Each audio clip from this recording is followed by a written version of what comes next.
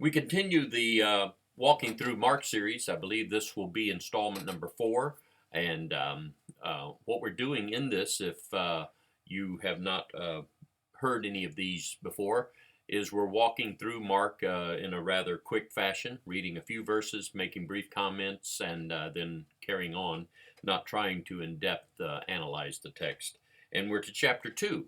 Mark chapter 2, verse 23. If you want to read along in your Bibles, I'll give you a moment to find that place. You can listen, of course. I'll read it aloud here in just a moment. Mark chapter 2, verse 23. Now, when it happened that he went through the grain fields on the Sabbath, and as they went, his disciples began to pluck the heads of grain. And the Pharisees said to him, "Look, why do they do what's not lawful on the Sabbath?"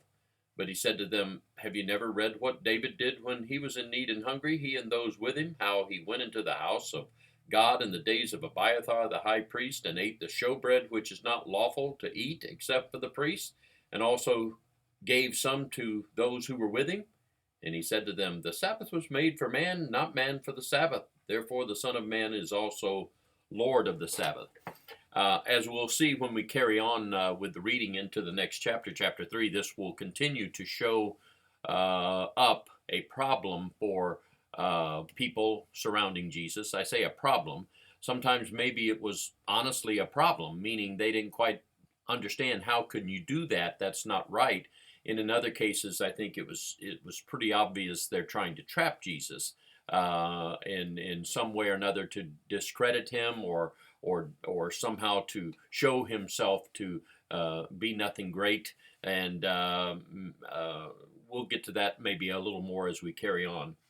For now, though, let's just comment about this for a minute. As they're walking through the fields on the Sabbath day, they just take some of the heads of grain. We might liken it to granola.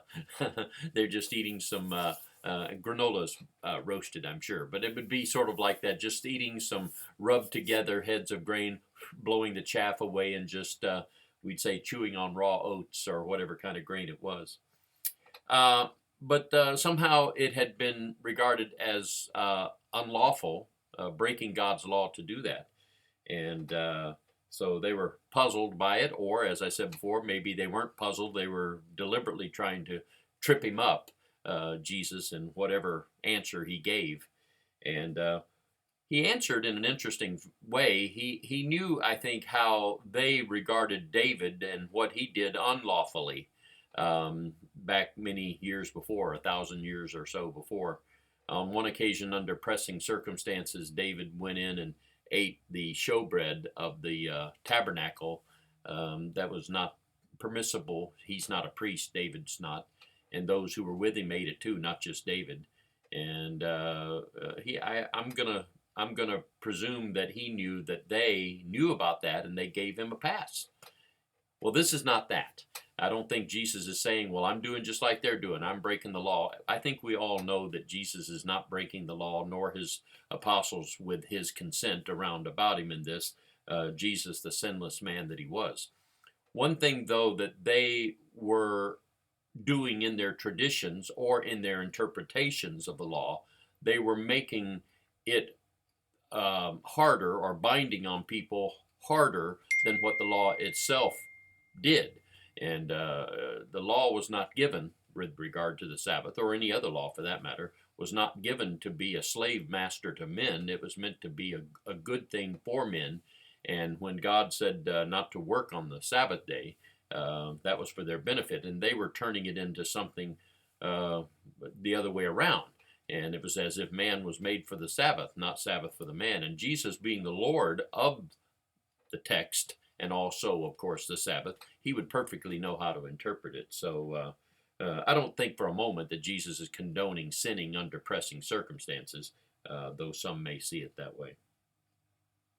Okay, continuing on chapter 3, and once again we'll see the dealing with this Sabbath day business.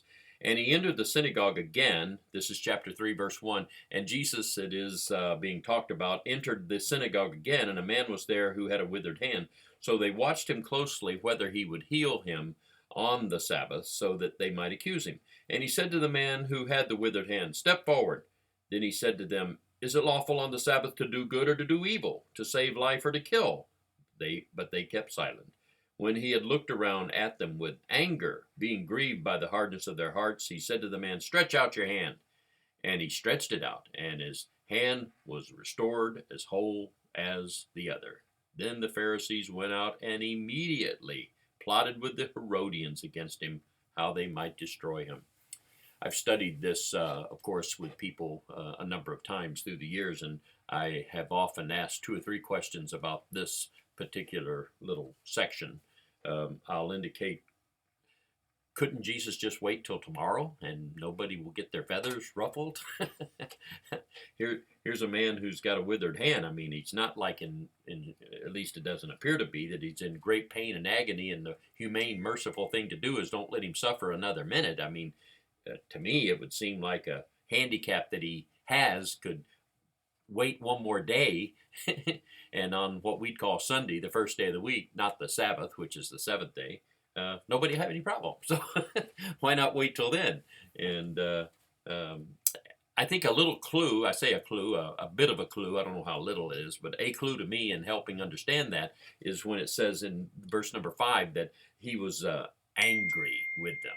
And that brings me to another question. I'll sometimes ask people, do you think it is wrong to be angry? Because I think sometimes we can think that if I ever get angry about anything, I'm sinning, and that's not true. It is true that anger and wrath have a tendency towards sin if we're not careful. It's a very, very dangerous emotion. But to just be angry is not sinful, and there's a few answers as to, or I should say explanations about that, but here's one explanation right here. Jesus is doing it. He's angry. We sometimes call it righteous indignation, but however you term it, anger in and of itself is not sinful. And now tying it back with the previous point, I think Jesus is just really, we'd say perturbed, really bothered, really angered. I'll use the word of the text. He's really angry at the stubbornness of these people. And he's not interested just in let's wait till tomorrow and everybody will be fine. But rather it's going to stretch out your hand and you guys deal with this. Basically, we'd say he's forcing the issue. He's not trying purposely just to rile people up, but he is trying to not let them and their wrong ideas and their traditions they have built around the law of the Sabbath and so forth rule the day. And there's a time sometimes to back away and compromise, as long as you're not sinning, of course, in compromising. Let's just wait and nobody will be bothered. There's another time when bother is maybe the best course of action. This is an issue that needs to be made. Is I comment too when studying this with people, notice, and this is chapter 3.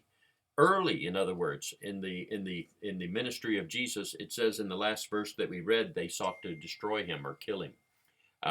When he died on the cross, it was not a tragic accident at the end of his life that was not meant to happen, and it was not something that was just impulsive. There were people back then, we'd say in the first few weeks, months, maybe at least the first year of his preaching ministry, already plotting with the Herodians how they could destroy him. So this will be mounting and building for a while. Eventually, of course, ultimating in it will be ultimately the cross, not that it was something just quickly developed at the last. Okay, let's do one more, and then we'll stop for today. Verse 7, but Jesus withdrew with his disciples to the sea, and a great multitude from Galilee followed him, and from Judea, and Jerusalem, and Idumea, and beyond the Jordan, and those from Tyre and Sidon. A great multitude, when they heard how many things he was doing, came to him. So he told his disciples that a small boat should be kept ready for him because of the multitude, lest they should crush him. For he healed many, so that as many as had afflictions pressed about him to touch him. And the unclean spirits, whenever they saw him, fell down before him and cried out, saying, "You're the Son of God." But he sternly warned them that they should not make him known.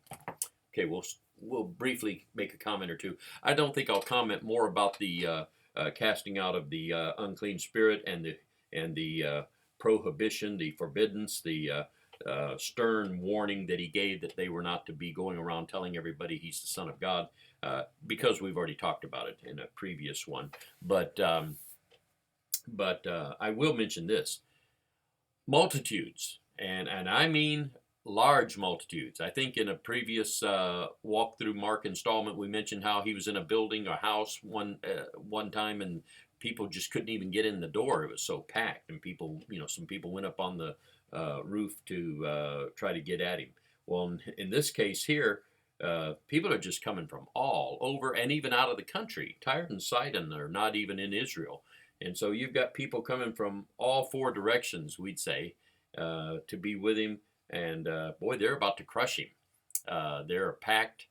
People are just really um, so desirous of hoping to get near him, touch him, have him, if he's willing, heal them or someone they love or to do something good for them.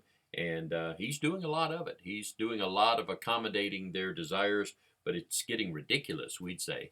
Uh, Boy, they're just going to crush him. And so get in a little boat and move away from the shore.